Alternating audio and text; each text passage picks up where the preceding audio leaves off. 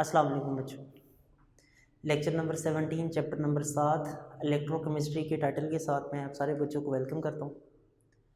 इससे पहले बच्चों आप लोगों ने oxidation, reduction, redox reaction, oxidising agent, reducing agent, इसके बारे में हम पूरी तफसील जान चुके हैं। आज का जो हमारा टॉपिक है ये थोड़ा सा रूटीन से हट के है, बड़ा दिलचस्प टॉपिक भी है, इंटरेस्टिंग है आप लोगों के लिए। इसमें बेसिकली बच्चों लिखा क्या है, हमने जब चैप्टर का आगाज़ किया था तो टाइटल का नाम था इलेक्ट्रोकेमिस्ट्री। इलेक्ट्रिकल एनर्जी को केमिकल एनर्जी में, केमिकल एनर्जी को इलेक्ट्रिकल एनर्जी में चेंज करना, ये जो प्रोसेस है, ये जो ब्रांच ऑफ केमिस्ट्री है, इसको हमने नाम दिया था इलेक्ट्रोकेमिस्ट्री का। ज़रा मैं बोर्ड पे लिख लूँ बच्चों, एक बार आप देखते जाएं साथ साथ। इलेक्ट्रोकेमिस्ट्री क्या थी?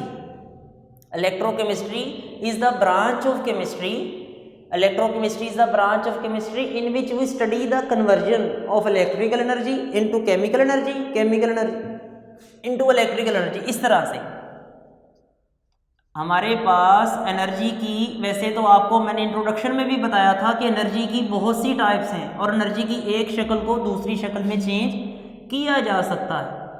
केमिकल एनर्जी जो है इसको इलेक्ट्रिकल एनर्जी में और इलेक्ट्रिकल एनर्जी को केमिकल एनर्जी में चेंज कर सकते हैं। इलेक्ट्रिकल एनर्जी का केमिकल एनर्जी में चेंज होना या केमिकल एनर्जी का इलेक्ट्रिकल एनर्जी में चेंज होना, ये काम जिस डिवाइस, जिस मशीन के ज़रिए करते हैं बच्चों, उसे बोलते हैं सेल। सेल क्या होता है? सेल इज अ डिवाइस, एक छोटी सी मशीन कह लें, डिवाइस कहना तो बच्चों मुनासिब नहीं है। इट इज़ अ सब्सटेंस, ये एक शय है। It is a device that is use, जो इस्तेमाल होती है to convert, to inter convert या to convert the energy, convert the energy. कौन सी एनर्जी? यानी वो बच्चों एनर्जी, इलेक्ट्रिकल एनर्जी से केमिकल, केमिकल एनर्जी से इलेक्ट्रिकल, जो भी आप करना चाहते हैं उसके लिए जो डिवाइस इस्तेमाल होती है उसको सेल बोलते हैं। तो सेल की फिर दो टाइप्स होंगी। ऐसे सेल जो इलेक्ट्रिकल एनर्जी को केमिकल एनर्जी में चेंज करते हैं उन्हें कहते हैं electrolytic cell. Electrolytic cell, electrolytic cell ऐसे सेल्स को कहा जाता है जो इलेक्ट्रिकल एनर्जी को केमिकल एनर्जी में चेंज करते हैं, उन्हें इलेक्ट्रोलिटिक सेल कहते हैं। और वो सेल जो केमिकल को इलेक्ट्रिकल में चेंज करते हैं उन्हें गैल्वानिक सेल कहते हैं, गैल्वेनिक सेल या वोल्टिक सेल भी कहते हैं। जो इलेक्ट्रोलिटिक सेल होते हैं इनमें नॉन स्पॉन्टेनियस रिएक्शन होते हैं, नॉन स्पॉन्टेनियस रिडॉक्स रिएक्शन होते हैं, जबकि गैल्वेनिक सेल जो होता है इसमें स्पॉन्टेनियस रिडॉक्स रिएक्शन हो रहे होते हैं। पहले दिन बच्चों आपको पढ़ाया था नॉन स्पॉन्टेनियस रिएक्शन वो होते हैं जो खुद ब खुद होते हैं, जो खुद ब खुद नहीं होते, जिन्हें प्रोसीड कराने के लिए आपको कंटिन्यूसली एनर्जी चाहिए। और स्पॉन्टेनियस रिएक्शन वो होते हैं जो खुद ब खुद हो जाते हैं, इन्हें एक मरतबा एनर्जी दें उसके बाद ही ऑटोमेटिकली प्रोसीड होते रहते हैं। ये बच्चों तारुफ है इलेक्ट्रोकेमिकल सेल्स का। इलेक्ट्रोकेमिकल सेल्स क्या होते हैं? These are the cells in which redox reactions occur. मैं यहाँ पर बच्चों इससे अच्छी डेफिनेशन लिखता हूँ, मैं सेल की डेफिनेशन को यहाँ पर रेज करके ज़रा इससे अच्छी वाली रिएक्शन लिखता हूँ। इलेक्ट्रोकेमिकल सेल्स क्या होते हैं? ये वो सेल्स होते हैं जिनमें रिडॉक्स रिएक्शंस होते हैं और उन रिडॉक्स रिएक्शंस की वजह से एनर्जी की एक टाइप को दूसरी टाइप में चेंज किया जा सकता है। अ सेल, ऐसा सेल इन विच, जिसमें रिडॉक्स रिएक्शंस अक्कर, जिनमें रिडॉक्स रिएक्शंस अक्कर होते हैं, टू कन्वर्ट, कन्वर्ट करने के लिए electrical energy to chemical energy and chemical energy to electrical energy. Electrical energy को केमिकल और केमिकल एनर्जी को इलेक्ट्रिकल में चेंज करने के लिए जो सेल यूज़ किए जाते हैं उन्हें इलेक्ट्रोकेमिकल सेल्स कहते हैं। इलेक्ट्रोकेमिकल सेल्स की टाइप्स कितनी हैं? इलेक्ट्रोकेमिकल सेल्स की बच्चों टाइप्स कितनी हैं? बोलो। 2 टाइप्स हैं। इलेक्ट्रोकेमिकल सेल्स की 2 टाइप्स हैं। इलेक्ट्रोलिटिक सेल, इलेक्ट्रोलिटिक सेल, और दूसरे सेल कौन से हैं? Galvanic cell. गैल्वेनिक सेल जो होते हैं और इलेक्ट्रोलिटिक सेल, ये 2 टाइप्स हैं। इनके फंक्शन उलट है। इलेक्ट्रोलिटिक सेल जो हैं ये इलेक्ट्रिकल एनर्जी से केमिकल एनर्जी बनाते हैं। गैल्वेनिक जो हैं केमिकल एनर्जी से इलेक्ट्रिकल एनर्जी बनाते हैं। इलेक्ट्रोलिटिक सेल जो होते हैं इनमें नॉन स्पॉन्टेनियस रिएक्शन होते हैं। गैल्वेनिक सेल में स्पॉन्टेनियस रिएक्शन होते हैं। ये दोनों में डिफरेंस है। सेल कोई भी हो, चाहे इलेक्ट्रोलिटिक हो चाहे गैल्वेनिक हो, कोई भी सेल हो, सेल के अंदर एक मटेरियल होता है। सेल के अंदर एक मटेरियल भरा जाता है। वो मटेरियल उस सेल के अंदर इलेक्ट्रिसिटी को पास करने की इजाज़त देता है। उसे कहते हैं इलेक्ट्रोलाइट। एक वर्ड बच्चों मैं यहाँ पे लिख रहा हूँ, इलेक्ट्रोलाइट।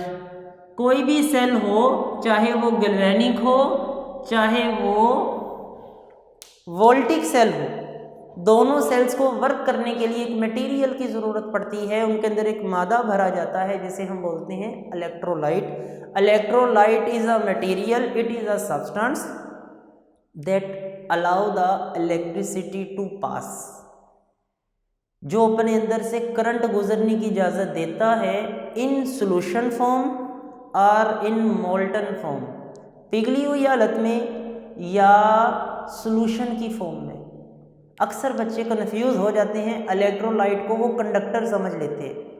कंडक्टर और इलेक्ट्रोलाइट ये 2 मुख्तलिफ चीज़ें हैं। Electrolyte is not equal to conductor. Conductor बच्चों और चीज़ है। कंडक्टर क्या होता है? अब मटेरियल, ये वो मटेरियल है जिसमें से करंट गुजरता है। सर इलेक्ट्रोलाइट में से भी तो करंट गुजरता है। ये वो मटेरियल है बच्चों जिसमें करंट गुजरता है इन सॉलिड फॉर्म। ये भी करंट गुजरने की इजाज़त देता है लेकिन इन सॉलिड फॉर्म। जैसे लोहा है, लोहे में से जब करंट गुजरेगा, आयरन है ना लोहा, तो ये कंडक्टर है, ये कंडक्टर है क्योंकि ये सॉलिड फॉर्म में करंट गुजरने की इजाज़त देता है। मैंने वर्ड इस्तेमाल किया है electrolyte that allow the electricity, जिनमें से करंट पास करता है, that allow the current to pass.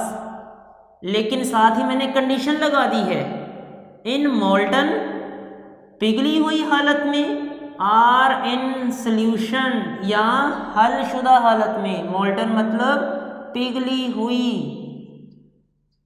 Solution मतलब हलशुदा। ऐसे मटेरियल को इलेक्ट्रोलाइट कहते हैं। दरअसल इलेक्ट्रोलाइट क्या होता है? ये होता एक सॉलिड ही है, लेकिन ऐसा सॉलिड होता है कि जब आप इसको पिघला देते हैं, मोल्टन फॉर्म में लेकर जाते हैं, तो इसके पॉजिटिव और नेगेटिव आयंस अलग अलग हो जाते हैं। या जब आप इसका सॉल्यूशन बना देते हैं, उसमें भी इसके पॉजिटिव और नेगेटिव आयंस हैं सेपरेट हो जाते हैं, अलहदा हो जाते हैं, जिस वजह से ये अपने अंदर से करंट गुजरने की इजाज़त देता है। सोडियम क्लोराइड का नाम अब सारे बच्चों ने सुना हुआ है। NaCl हमारे घरों में मौजूद भी है, खाने वाला नमक। सॉलिड फॉर्म में है ना? बिल्कुल है। इसमें से करंट नहीं गुजरता। सॉलिड डली की सूरत में अगर आप नमक लें ना, इसमें से बच्चों करंट नहीं गुजरेगा। नमक को पानी में डाल के डिज़ोल्व कर दें। नमक जब तक सॉलिड फॉर्म में है, सॉलिड फॉर्म में ये नॉन कंडक्टर है, इनमें से करंट नहीं गुजरता। लेकिन जैसे ही नमक को आप पानी में डाल दें, इसका सॉल्यूशन बना लें, अब ये एक अच्छा कंडक्टर बन जाएगा। अब इसमें से करंट गुजर जाएगा। आप नमक को गर्म करें, उसको पिघला लें, उसकी आयंस अलहदा हो जाएंगे, अब भी इसमें से करंट गुजर जाएगा। तो जो सोडियम क्लोराइड है, it is an electrolyte. Conductor नहीं है। सोडियम क्लोराइड बच्चों नॉन कंडक्टर है, इसमें से करंट नहीं गुजर रहा, लेकिन जैसे ही मैंने इसको पिघलाया या सोल्यूशन बनाया इसमें से करंट गुजरना शुरू हो गया। Sodium chloride is an electrolyte. तो चाहे इलेक्ट्रोलिटिक सेल हो चाहे गैल्वेनिक सेल हो, इसको वर्क करने के लिए, इसको काम करने के लिए, इनको वर्क करने के लिए, काम करने के लिए इलेक्ट्रोलाइट की ज़रूरत पड़ती है। पहला सवाल, what is electrolyte? It is a material, it is a substance that allow the electricity to pass in molten or in solution form। जिसको पिघली हुई या सॉल्यूशन की हालत में देखें तो उसको वो करंट गुजरने की इजाज़त देगा, उसे हम इलेक्ट्रोलाइट कहते हैं। कुछ चीज़ें होती हैं, इलेक्ट्रोलाइट की दो टाइप्स हैं। कुछ इलेक्ट्रोलाइट ऐसे हैं जो पानी के अंदर हैप्पीली डिजोल्व हो जाते हैं, इजीली डिजोल्व हो जाते हैं और ज़्यादा आयंस पैदा करते हैं। ऐसे इलेक्ट्रोलाइट जिनको पानी में डाला जाए और वो फ़ौरन से डिज़ोल्व हो जाए, कंप्लीटली डिज़ोल्व हो जाए, आसानी से डिज़ोल्व हो जाए एंड प्रोड्यूस मोर आयंस, ज़्यादा आयंस पैदा करें। जितने ज़्यादा आयंस पैदा करेंगे उतनी ही ज़्यादा कंडक्टिविटी होगी, वो उतने ही ज़्यादा अच्छे इलेक्ट्रोलाइट होंगे।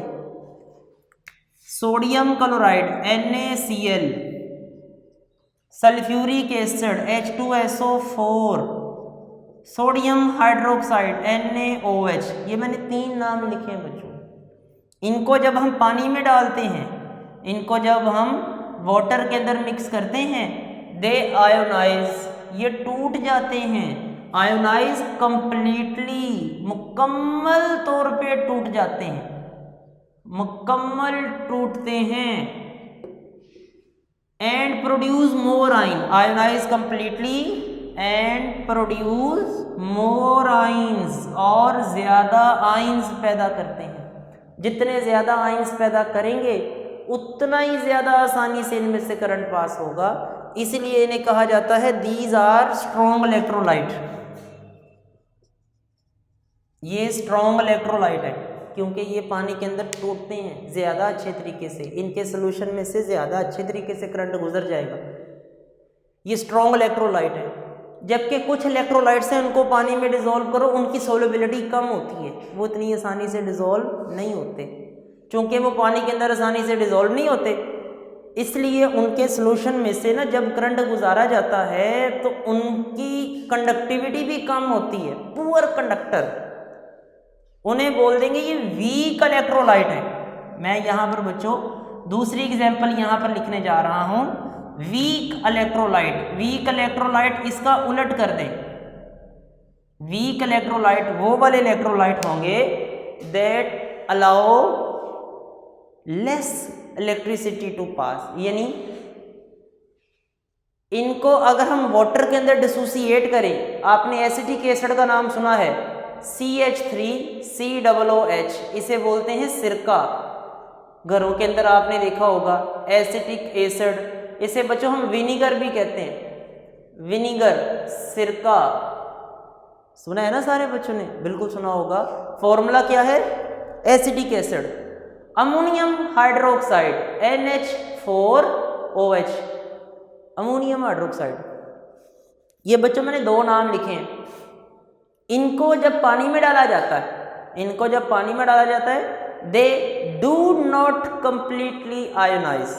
इसके साथ ही मैं बना देता हूँ, इसके साथ ही मैं बना देता हूँ, अगर तो उनको वाटर में डाला जाए, they do not completely ionize, अगर ये मुकम्मल तौर पे आयोनाइज ना हो, they will produce less ions, तो ये आयंस भी कम बनाएंगे। Ionize completely, do not ionize completely, अगर मुकम्मल तौर पे आयोनाइज ना हो, more ion produce less ion, less ion बनेंगे, तो इनको हम बोल देंगे ये कौन से इलेक्ट्रोलाइट्स हैं? वीक इलेक्ट्रोलाइट है। Example ammonium hydroxide, acetic acid. बच्चों कुछ सॉलिड ऐसे होते हैं जिनका जब आप सॉल्यूशन बनाते हैं या जिनको आप पिघला देते हैं, उनके सॉल्यूशन में से करंट नहीं गुजरता, इतना सा करंट भी नहीं गुजरता। उन्हें क्या आप इलेक्ट्रोलाइट बोलेंगे? नहीं। वीक बोलेंगे? नहीं। स्ट्रॉन्ग बोलेंगे? हरगिज नहीं।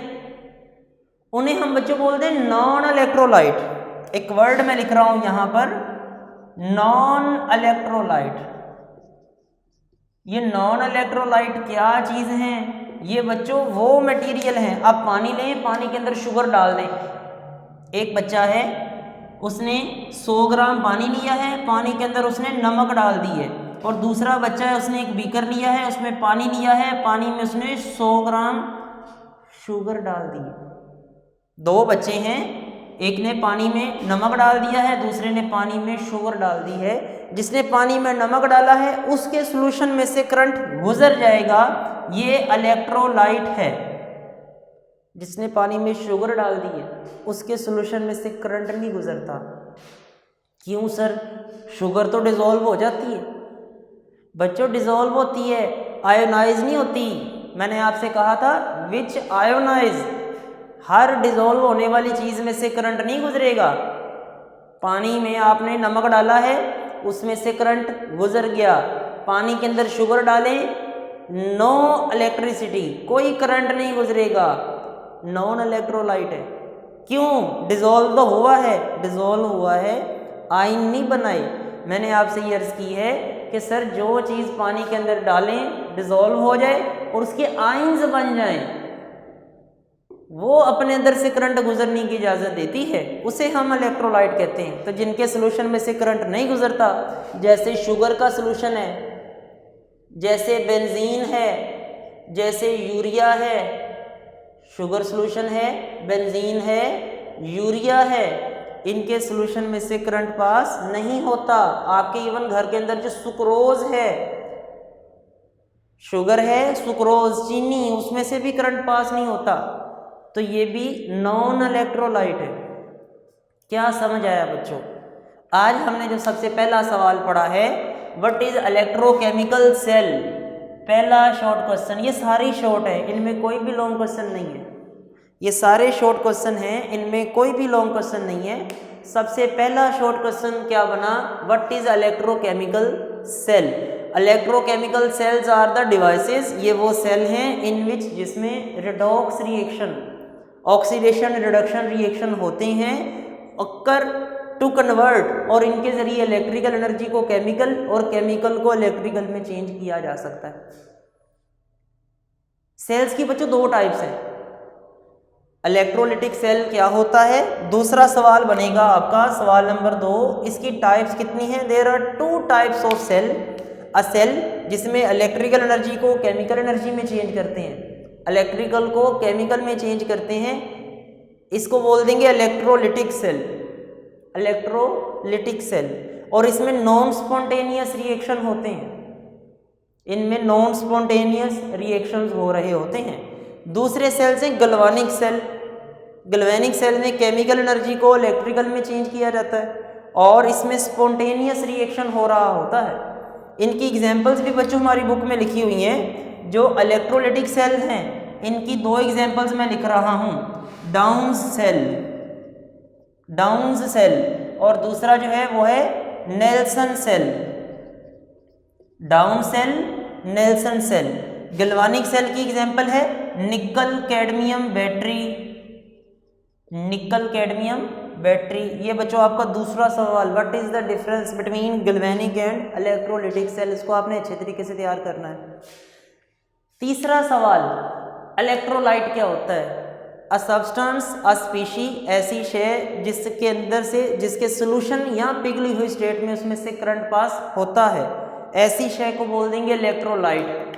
इलेक्ट्रोलाइट और कंडक्टर में डिफरेंस होता है, ये बच्चों आपका तीसरा सवाल बनेगा। What is the difference between electrolyte and non electrolyte, difference between electrolyte and non electrolyte. Electrolyte के सोल्यूशन से करंट पास होगा, नॉन इलेक्ट्रोलाइट के सोल्यूशन से करंट पास नहीं होता। इलेक्ट्रोलाइट की एग्जांपल्स हैं वो sodium chloride, sulphuric acid, sodium hydroxide. Non electrolyte sugar solution, benzene, urea, sucrose, ये जो मैंने रेड कलर से मार्क की हैं नॉन इलेक्ट्रोलाइट है। 4 वाला क्वेश्चन आएगा बच्चों, what is the difference between strong and weak electrolyte. Strong electrolyte के सोल्यूशन में से आसानी से करंट पास हो जाता है, जब इन्हें मेल्ट किया जाता है या जब इन्हें डिज़ोल्व किया जाता है ये ज़्यादा आयंस पैदा करते हैं।